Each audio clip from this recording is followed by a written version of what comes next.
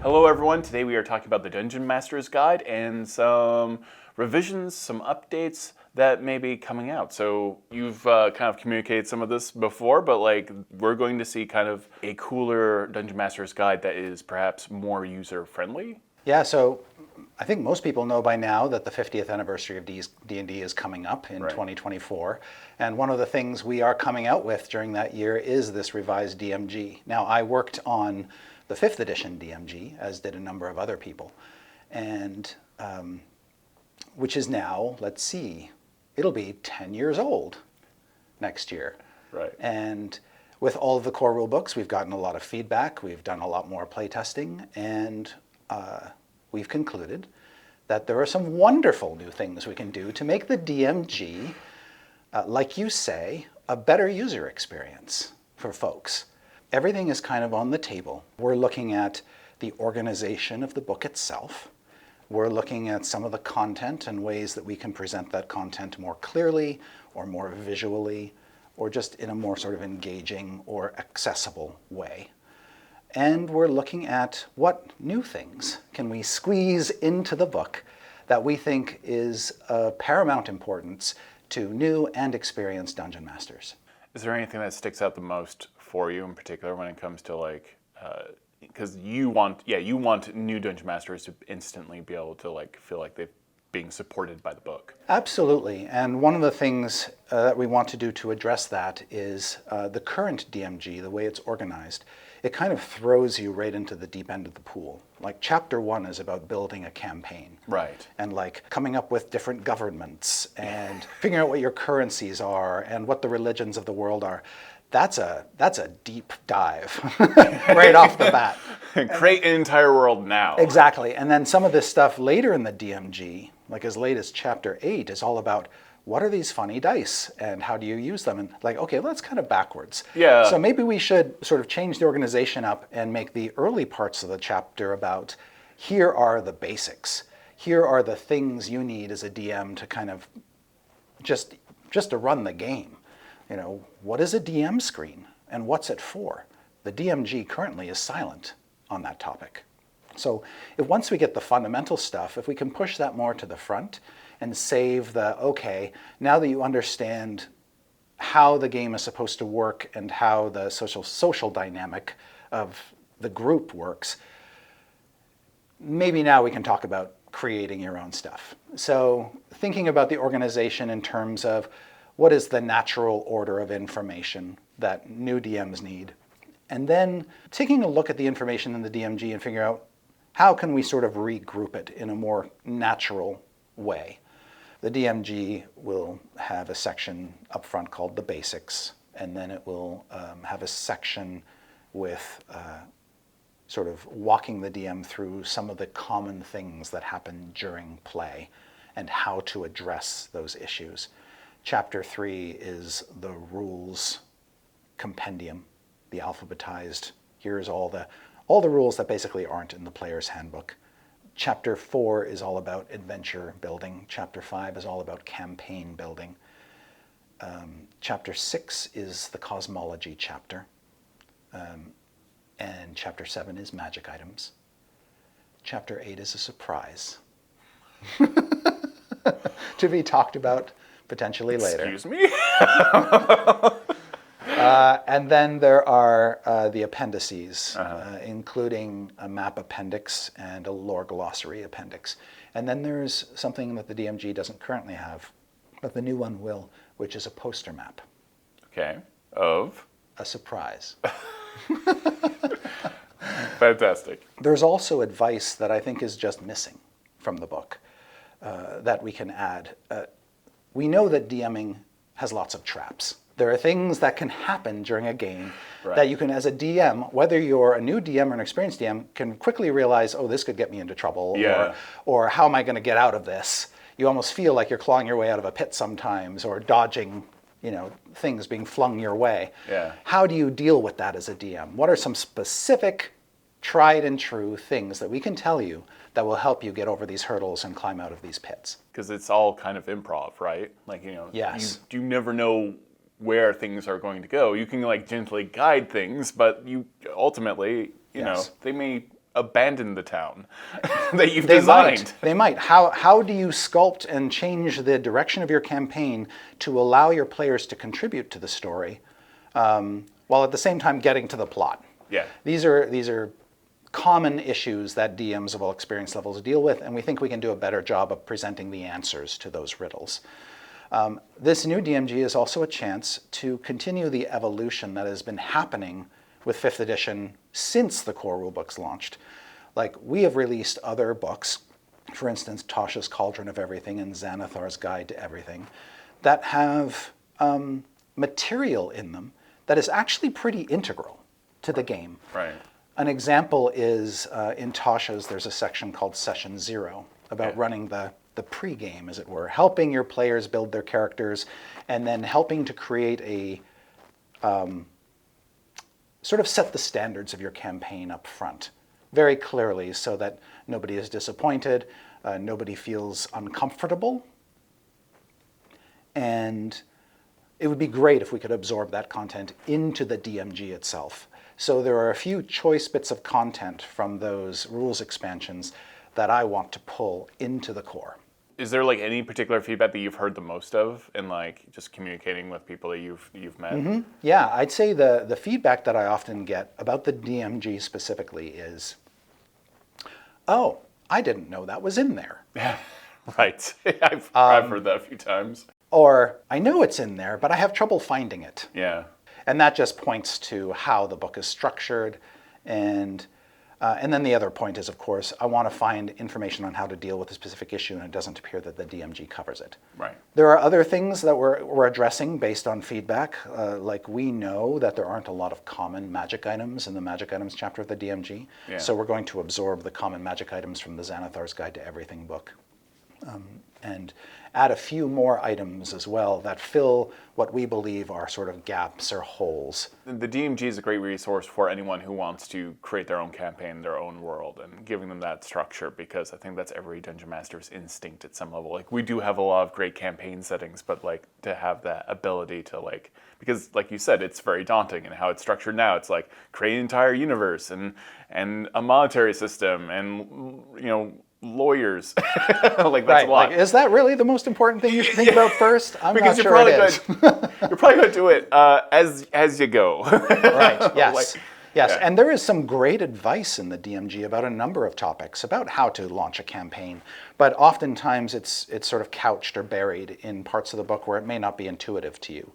And then there are things which are invaluable to DMs, but are also kind of locked away. Like, if I told you, oh, there are firearms rules in the DMG, right. You probably know that. Not all DMs do. Yeah. And those who know it probably don't know which part of the DMG it's in. Is it in, chapter 1, chapter 5, chapter 8, front, back, whatever. Finding the information and putting it in places where it's more easily found is key. So one of the cool things we're doing with the new DMG is all of those kind of stray bits are now being collected into a rules cyclopedia within the book and alphabetized. So if you want firearms, go to the F section of the rules cyclopedia. Easy to find. Is there other content that is going to make it very easy for players to transition into being dungeon masters who have very, very little experience? Because we need more dungeon masters. Yes. Rather desperately. Absolutely. A couple of things we're planning to do is do more show, not tell, in the DMG. And by that I mean, we're going to give you specific examples of the types of things that we're talking to you about. A specific campaign, for instance. The DMG will now contain one that you can basically just either copy and emulate or just pick up and use and make your own. In addition, we're reworking the Adventures chapter to help DMs really create their own adventures by giving them examples of adventure content. And this is not like published adventures like our big books. This is a new approach to, okay, DMs, how much information do you actually have to create and prepare for yourselves to run your own adventure? Once we tell you that, we'll give you some examples, some short, wonderful examples of adventures that were made very, very quickly with minimal prep that give you a whole evening or session of play. Another cool thing that we're doing, and this is feedback that we received as well, is a lot of DMs don't know that much about sort of the vast history of the game. Maybe because they've only been DMing for a year or 5 years. They don't know who some of our historical characters and locations are. They might hear bandied around the Temple of Elemental Evil or Zuggotmoy, but they don't really know who these places and characters are. So one of the things we want to include in the new DMG is a lore glossary, where we define, in alphabetical order, all of the sort of key movers and shakers and historically significant locations that keep cropping up in our printed products that we just sort of mention offhandedly. Demogorgon, Orcus, Waterdeep. Yeah. And have these things basically in one central location. So if a DM doesn't know what it is, they can go to this one place and find out at least a little nugget of information. Just in your experience, because you've been dungeon mastering for some time, but like you've done like live play shows, you've taught a lot of people how to dungeon master, you've had to listen to people's anxieties. I'm one of them. Like, what are some like the learnings that you've gotten from all of that over time? Because we've had like people that we work with, we've had friends that started dungeon mastering. You've kind of witnessed this process over and over again. What do you think are some of the first things that a dungeon master tends to be nervous about and learns? I think that one of the first things is it is now increasingly common that DMs learn by watching other DMs on YouTube or Twitch or whatever. They watch Critical Role, blah, blah, blah, blah. And all these shows, there are so many DMs out there doing their thing that I think a lot of DMs think, I can do that, but I'm not sure I can do it as well. Right. So one of the things that I'd want to address in the DMG is that every DM is unique. Every DM has their own style, and embrace that. And your style will change and morph depending on the group you're with. Because Dungeons & Dragons is a social game, so there's an alchemy that happens at the table. Not all groups are the same. Right. And if you're a dungeon master, you've got your own ideas, but you're bringing them to a group of players, and they're going to bring their own ideas and their own characters, and then it's going to become a unique thing, and embrace that uniqueness. And then the other thing is, improvisation is really the key to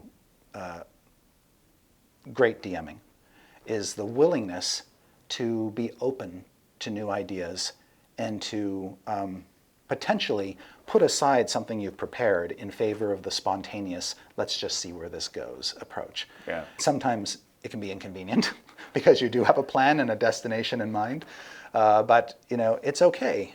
No plan you make has to go to waste. Anything you've prepared, even if they go off on a tangent, if you're patient, you'll find a way to get that content back into the game, or they will gradually steer themselves, or you will steer them back toward what you had in mind earlier. And I think making DMs aware that their uniqueness is important, that their experience will change depending on the group they're running for, and that change is also important, are key. How do you express to anyone who is like watching this video or any video how fun dungeon mastering is? Because I did mention, like, there's anxiety, you get nervous, I get nervous every time. Of course. But it's so worth it. Why is it so worth it to you? Because you come back every time. Yeah. You always come back to... I always come back to it. It pulls me back in. There are many things about dungeon mastering. One is there's the power of storytelling. Yeah. There's something about telling a story that is compelling. And we all have stories in us trying to get out. And so that's gratifying. The other gratifying thing is when you're at the table, there is a magic to D&D storytelling that's different from all kinds of storytelling because you can get hit with stuff out of left field. You've got dice helping you to determine things randomly, so nothing can be assured. That spontaneous eruption of randomness is energizing. People get excited around the table when somebody rolls a 20 or when somebody rolls a 1, and what that means. People get excited when, or as a DM, I get excited when a player does something completely unexpected or tries something that in my mind I hadn't anticipated was even possible. And then it's like, oh, you're going to use that spell in this situation, or you're going to do that thing. Interesting, that it gets the blood pumping and it gets the neurons firing. And at the end of the session, whether you've ended on a cliffhanger or you've come to just a naturally satisfying resolution, or even if everybody's died. There's kind of like an energy at the table, an excitement that is different from other forms of entertainment, and you feel it. You either feel excited about coming back for the next session because there's a whole bunch of unresolved issues, or you're just feeding off the player's emotions. They're either excited themselves or energized for the possibilities for their characters in the future, or they're just chattering about ideas. One of my favorite things at the table is just to listen to players talk. It is. And one of the great gifts of the best DMs I've ever met is just their ability to Listen. open their ears, keep their mouth shut, Yeah. and just listen to the players talk.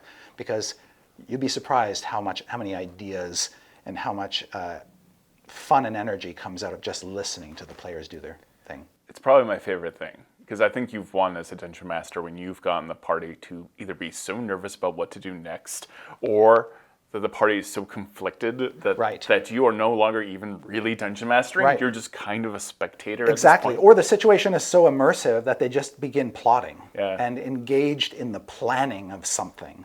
And you're just like, yes, plan. I've got my plans behind the screen, but I want to hear your plans. And let's see how your plans interact with my plans. You know, it's super exciting. And I think that's the draw. Those elements all bring me back to DMing over and over again because I just can't get enough of it.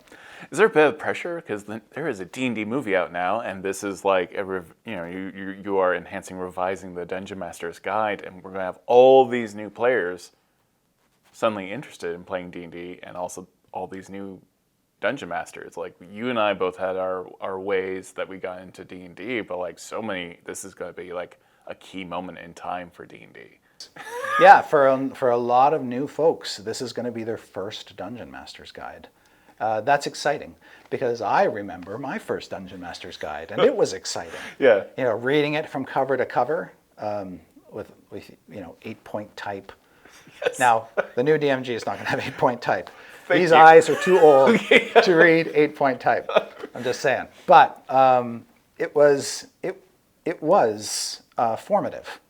And I still remember things like page numbers from that DMG. Like, I know what page number that so-and-so table was on or that piece of art was on because like a sponge, I just couldn't get enough. And I look forward to the new DMG being that experience for piles and piles of new gamers. And again, we can't say enough. This is 5th edition. This works with 5th edition. Yes, this is 5th edition. This is all this is. That's right. This is more 5th edition, just a better, that's right. meaner We're taking the Dungeon 5th Master's Guide. edition DMG, which is, I don't think anybody in the universe would say, that book's a 10 out of 10. It's so perfect, don't change a thing. Yeah. I think the score of the DMG is something lower than that, and this is just us trying to get it closer to that 10. Why do you think there were some missteps in the original DMG for 5th edition? Was it like, because your team used to be very small too, right? I mean, yes, and that might be the essence of all of it, is back in 2012, 2013, when we were working on the core books, the team was incredibly small, and we were releasing them all basically at the same time. Yeah. In addition to doing a starter set and a pre-5th edition product that was sort of a bridge between 4th and 5th called, I think, Ruins of Dragonspear Castle or something like that. All these products were being done by a small number of people on a pretty ambitious timeline. Yeah. And resources were at a premium in terms of art budgets, freelance availability budget, freelance budgets, just staff resources. And so we focused a lot of attention on the player's handbook, of course, because that's the core system. It has to be as right as it can. And we focused on the monster manual because we wanted to make sure that the monsters were of appropriate threat and complexity for the game system. The DMG, I wouldn't say it got short shrift, but it kind of had to wait in line. And we did a lot to that DMG pretty quickly. And like a couple days, the day after it went to the printer, Jeremy Crawford and I were sitting at lunch going, the next time we get to do this book, we want to do this, simply because we couldn't lavish the attention on it that we felt it really needed. Right. and deserved. And if it was that way the day it was getting published, then 10 years from then. Yes, yes. Lots of One of the findings. things I said right the day after the DMG went to print is, I wish we could have included more better maps. DMs love maps, ready-to-use maps, Right. Maps that are repurposable often. And that was just one of many things that we didn't have time for at the end of the process back in 2013 and early 2014. But we have time now. I understand, like, it may be a bit too soon to talk about the monster manual, but there is some information to share about it, correct? Like how is the monster manual perhaps changing moving forward? Very, very briefly and broadly, Yeah. The monster manual is getting bigger. We are putting more monsters in it. A lot of new monsters designed to fill gaps that we or the fans have identified. And then we're doing some reorganization of the monster manual so that it's easier to find certain monsters. It's sort of alphabetized, but not quite right now. Yeah. Certain monsters have been, in the current monster manual, grouped under families, Yeah. and it's not always obvious that they're there. The example I often point to is the gelatinous cube, which you would think would be under G, but actually it's under O for ooze. Right. So we're going to do some rearranging of the contents, and then we're going to add more to it. And then we're going to do to the monsters themselves some of the things that you've already seen us been doing in some of our more recent monster books, in terms of making the monsters easier to use, easier to play, more fun at the table, and keeping their CRs as they are, but doing some things to the numbers just to make sure they're all hitting their CR. Right. So we're not changing any of the CRs, No. for like what that difficulty is. It's just No. making sure that the difficulty matches. Right. Because otherwise, this the is compatibility. Exactly. Yeah. This is a 5th edition monster manual. Yeah. We're doing, and it has to be compatible with all of our 5th edition adventures. So if you start messing with the challenge ratings of monsters, suddenly you're knocking all of our adventures out of whack. Right. Whereas this is like a nice realignment. Yes, yes. I'm excited. But we know, for instance, there are some high CR monsters that are actually, in terms of their math, scoring below their CR. So we're going to make them a little bit more So bigger, tougher monsters. bigger, tougher monsters. Yes. It's not very player friendly Yes, of you. yes. And we also know that particularly at the higher CRs, there are lots of gaps. We don't have a lot of representation of monsters at those higher CRs. And so a lot of the new monsters we're adding is to fill that in a little bit more. And that's something I think a lot of people are looking for, is like higher level play and having that opportunity to like have monsters at like higher level adventures and stuff like that. Yes, and have that higher level play experience not be measurably harder than the lower level play experience. Yeah, we're talking about a lot of new monsters, a lot of new art as well, I got the impression. Oh yes, across all of the core books, the 2024 versions of the core rulebooks, we are doing some new art. And so I can't say more than that at this point in time, but all 3 books are getting an art lift, pile of new art coming.